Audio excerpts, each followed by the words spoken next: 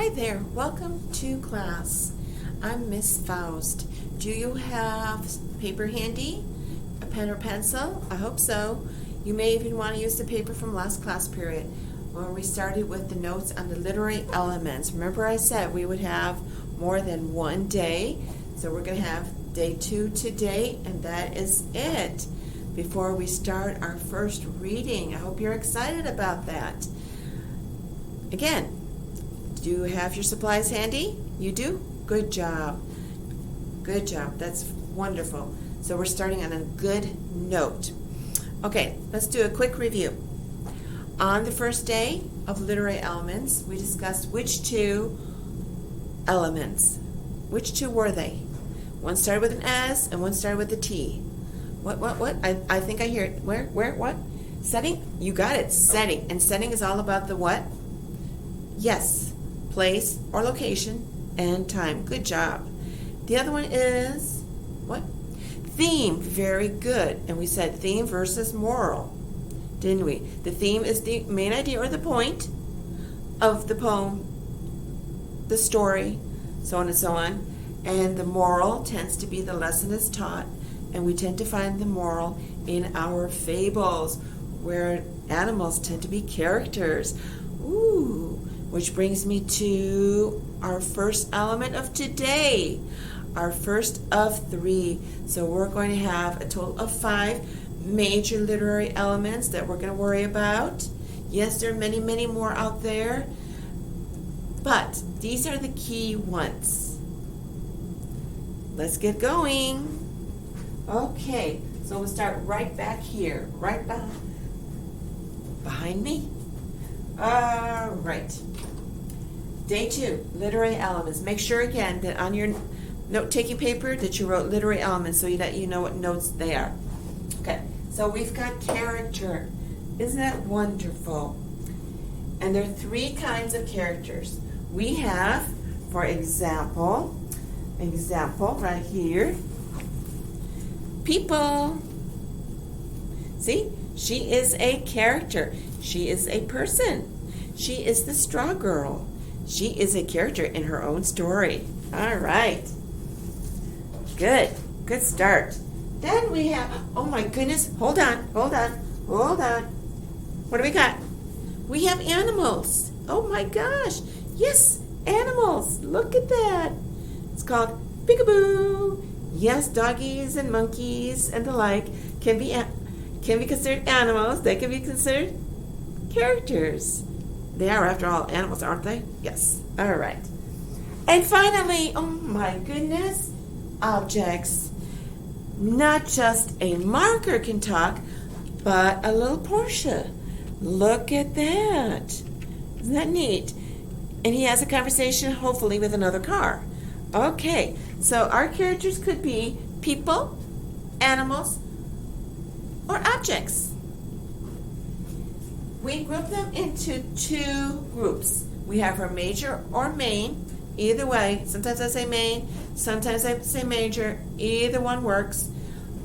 Or your minor character. When you think of your major character, what do you think of? What comes to mind? For example,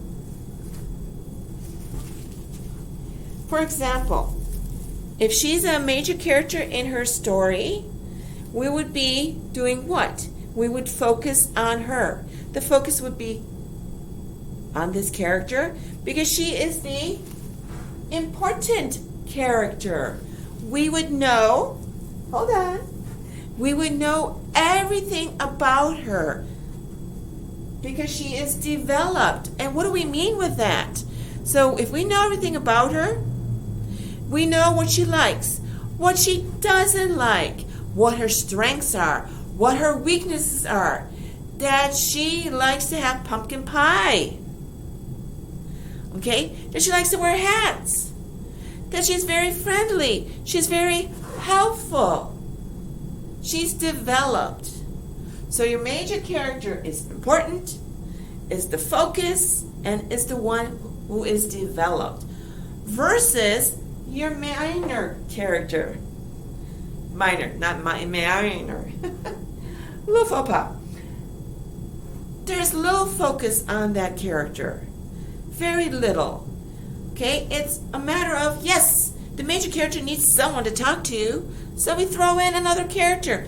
But you don't know that much about that person because there's very little focus. That person is not developed.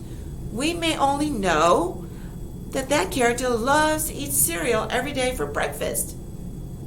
And that's it. You don't know that person's likes or dislikes or strengths or weaknesses. Any questions about that? Okay, so think of your characters as in major / main or minor. Now let's focus on plot. You've got to have a plot. Just like a story needs to have a character, doesn't it?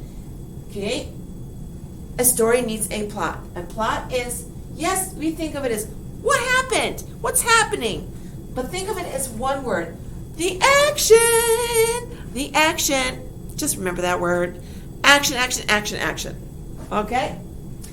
And in order to have a plot, we have elements. There are elements everywhere, aren't there? So maybe we'll use the word parts. There are 2 parts that are really important, and they both start with C. We need to have a conflict. If there's no conflict, then you have a how to fix a computer manual. Because there's no conflict in that. There's no theme in a manual. Okay? So conflict is the problem. And you've got to have that. It comes in 4 forms. And they all start with man versus. That's why I did, instead of repeating, okay. Man versus man. 2 people arguing over a car. Man versus nature. A person's out in the wild, and all of a sudden hears growling.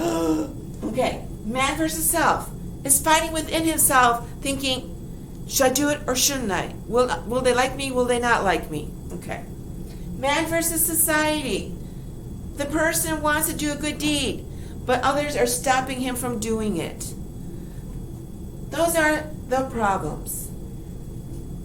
Those are the conflicts you would find in a story, a play, so on and so on. Now, this is what people look for. The high point. You read to get to that.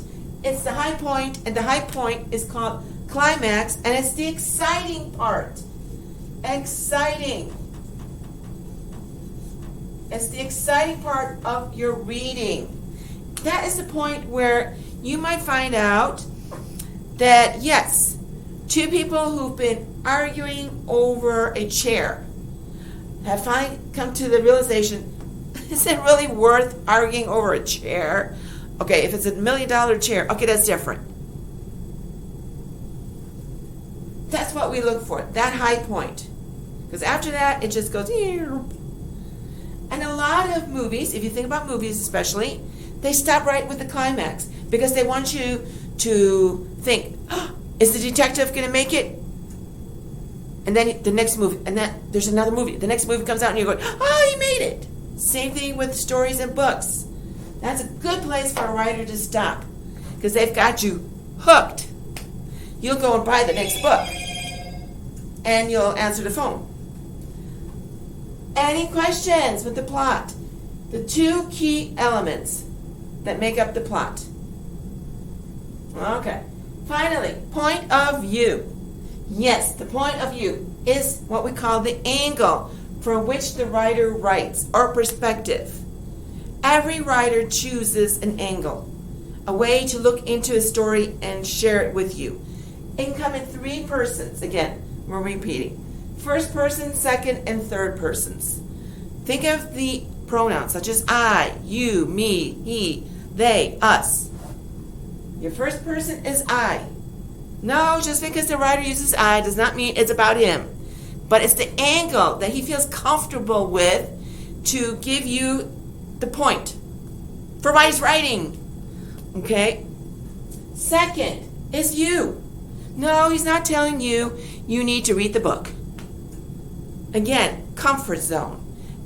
The point is made easily by using a second person point of view. But not too much is found. using the second person. You don't find too many stories or books, for that matter, that use second person. But you need to be aware of it. And then third person. Yes, this is the heavy duty one. Yes, yes, yes. He, she. It. Or it. Depending how you look at it. And they. More than one, they. Okay. Those are the pronouns you would use for third person. And that's what you tend to see. Authors, poets, playwrights rely heavily on the third person point of view. It's a matter of looking in on a situation. That would be as example. Let's do an example. Miss Faust is looking through a window. And on the other side of the window are people doing things. Okay? So, she saw a girl pulling weeds from the sidewalk there. She saw a boy picking sunflowers. Okay. She saw a cat cleaning itself. Okay. I am looking in. I'm on the outside looking in. That's the situation. You're out looking in. Think of it that way. That's your point of view. When you're out on the outside and you see what's going on the inside. And that's exactly with third person, that's what writers are doing. They're outside and they're checking what's happening, what's on the inside. Okay? Any questions? Please direct them to my address. Here's your assignment. Now, there are tons of literary elements out there. You have 5 the major. I want you to be aware of 10 more. Okay? Because I might say to you, is there a simile in this poem? And I don't want you sitting there going, a simile? What is that? Okay, I want you to be aware of these. So you may need, sorry to say this, but you may need a dictionary. Or if you know these words, put them down from what you can remember in your memory bank, but check to make sure that you've got it right. So come on over here, follow me, jot these down, pause the video, look over the video many times. But here are the 10. You need to get the definitions today. As soon as you're done with those definitions of those words, send on those wonderful notes and everything, so to speak, to my address. Okay, do you understand? Define and send these words to me. They are tone, mood, irony, foreshadowing, allusion, not illusion, there's a difference, allusion with an A, imagery, symbolism, personification, simile, and metaphor. Heavily more poetry, but that's okay. Don't worry, we'll cover poetry too. Those of you who love poetry. Alright? Do you understand what to do? If you don't, contact me. Otherwise, let me say, he's so friendly. We wish you a wonderful day. Bye-bye.